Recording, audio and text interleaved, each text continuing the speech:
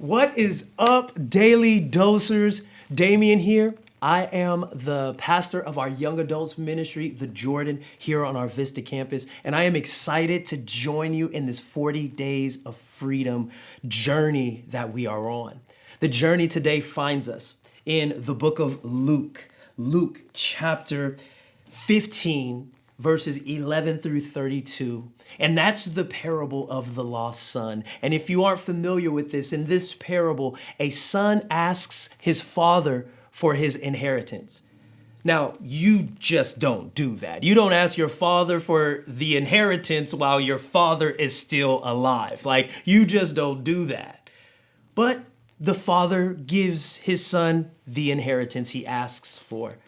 The son goes off, blows his inheritance on all kinds of wild living, doing all kinds of things, making it rain, doing all kinds of things, blows his inheritance, comes to the end of his resources, comes to the end of himself, and finds himself eating food with pigs.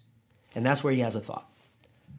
Man, I can go and be a servant at my dad's house and be doing better than I'm doing here.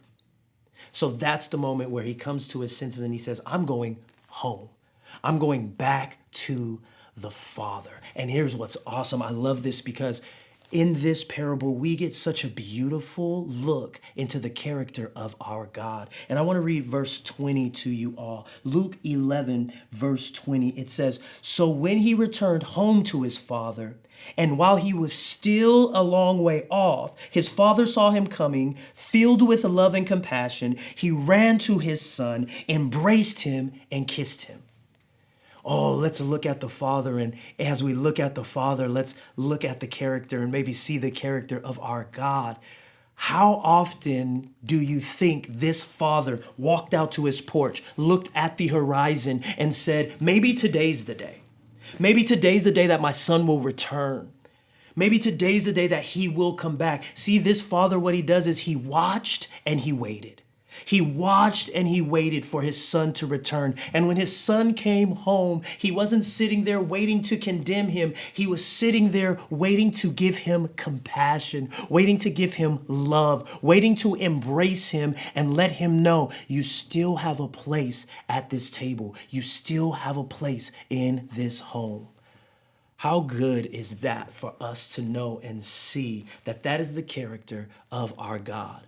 A God who waits and watches. A God who, when we go off and we do our own thing and make mistakes, he's not sitting waiting to condemn us, but he's sitting waiting to embrace us with love, compassion, and grace.